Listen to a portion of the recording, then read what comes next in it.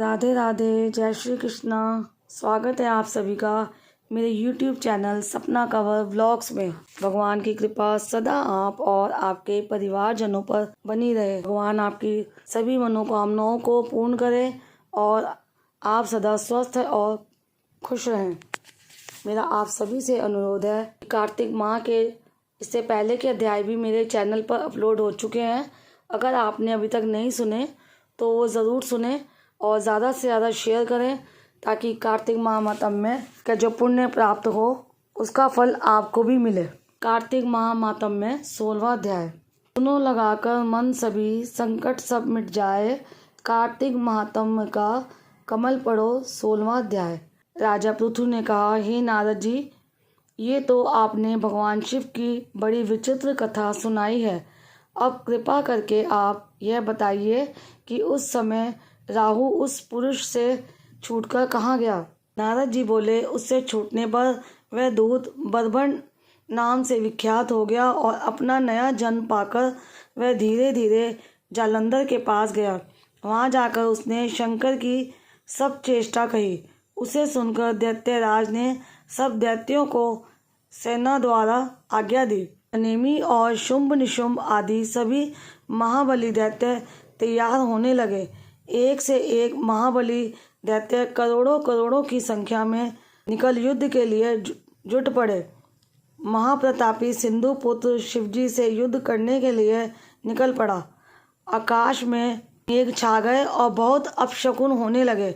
शुक्राचार्य और कटे सिर वाला राहु सामने आ गए। उसी समय जालंधर का मुकुट खिसक गया, परंतु वह नहीं रुका। उधर इंद्र आदि सब देवताओं ने कैलाश पर शिवजी के पास पहुंचकर सब वृतांत सुनाया और यह भी कहा कि आपने जालंधर से युद्ध करने के लिए भगवान विष्णु को भेजा था। वह उसके वशवर्ती हो गए हैं और विष्णु जी लक्ष्मी जी सहित जालंधर के अधीन हो उनके घर में निवास करते हैं।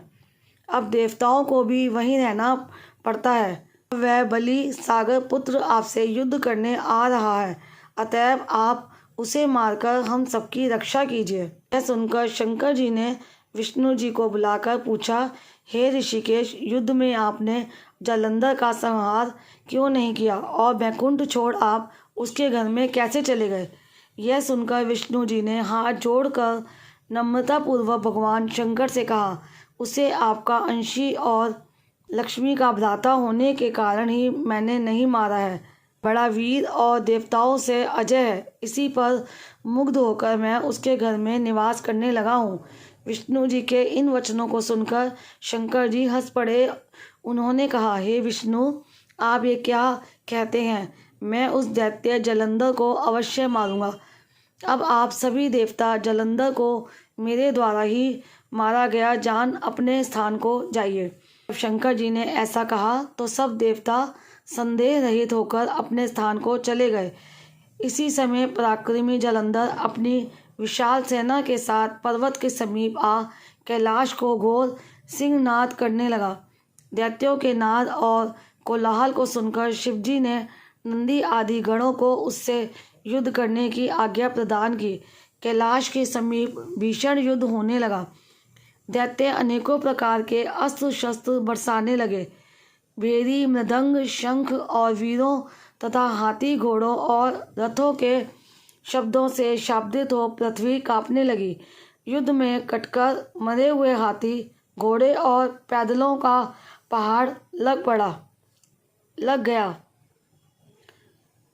रक्त मांस का कीचड़ उत्पन्न हो गया। दैत्यों के आचार्य शुक्र जी अपनी मृत संजीवनी विद्या से सब दैत्यों को जिलाने लगे। यह देखकर शिव जी के गण व्याकुल हो गए और उनके पास जाकर सारा वृत्तांत सुनाया। उसे सुनकर भगवान रुद्र के क्रोध की सीमा ना रही। फिर तो उस समय उनके मुख से एक बड़ी भयंकर कृत्या उत्पन्न हुई, जिसकी दोनों जंघाएं ताल वृक्ष के समान थी। वह युद्ध भूमि में जाकर सब असुरों का च्वरण करने लगी और फिर वह शुक्राचार्य के समीप पहुंची और शीघ्र ही अपनी योनि में गुप्त कर लिया और फिर स्वयं ही अंतर्ध्यान हो गई। शुक्राचार्य के गुप्त हो जाने से दैत्यों का मुख मलिन पड़ गया और वे युद्ध भूमि को छोड़ भागे। इस पर शुंभ निशुंभ और कालनेमी आदि सेनापतियों ने अपने भागते हुए वीरों को रोका। शिवजी के नंदी आदि गणों ने भी, जिसमें गणेश और स्वामी कार्तिकेय जी भी थे, दैत्यों से भीषण युद्ध करना आरंभ कर दिया। ये रसपान करते हैं कार्तिक महात्म्य में 17वां अध्याय। भक्ति से भरे भाव हे हरि मेरे मन उपजाओ। 17वां अध्याय कार्तिक कृपा दृष्टि कर जाओ। उस समय शिवजी के गण प्रबल थे और उन्होंने जालंधर के शुंभ निशुंभ और महिषासुर कालनेमी आदि को पराजित कर दिया। यह देखकर सागर पुत्र जालंधर एक विशाल रथ पर चढ़कर, जिस पर लंबी पताका लगी हुई थी, युद्ध भूमि में आया।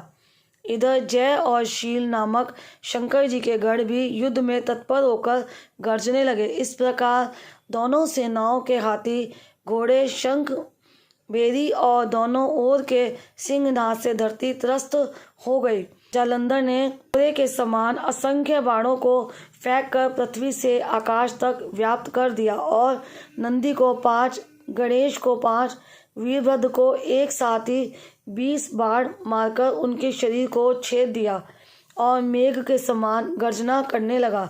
यह देख कार्तिकेय ने भी दैत्य जालंधर को अपनी शक्ति उठाकर मारी और घोर गर्जन किया, जिसके आघात से वह मूर्छित हो पृथ्वी पर गिर पड़ा। परंतु वह शीघ्र ही उठ पड़ा और क्रोधित हो कार्तिकेय पर अपनी गदा से प्रहार करने लगा। ब्रह्मा जी के वरदान की सफलता के लिए शंकर पुत्र कार्तिकेय पृथ्वी पर सो गए। गणेश जी भी गदा के प्रहार से व्याकुल होकर धरती पर गिर पड़े। नंदी व्याकुल हो गदा प्रहार से पृथ्वी पर गिर गए। फिर दैत्यों ने हाथ में परिध ले शीघ्र ही वीरभद्र को पृथ्वी पर गिरा देख शंकर जी गर चिल्लाते हुए संग्राम भूमि छोड़ बड़े वेग से भाग चले। वे भागे हुए गण शीघ्र ही शिवजी के पास आ गए और व्याकुलता से युद्ध का सब समाचार कह सुनाया। लीलाधारी भगवान ने उन्हें अभय दे सबका संतोष वर्धन किया। उम्मीद करती हूँ आज के कार्तिक माह के दोनों अध्याय आपको अच्छे लगे होंगे। वीडियो अच्छी लगी है तो वीडियो को लाइक ज़रूर करिएगा और कमेंट बॉक्स में जाकर श्री हरि की जय भी ज़रूर लिखिएगा। राधे राधे, जय श्री कृष्ण।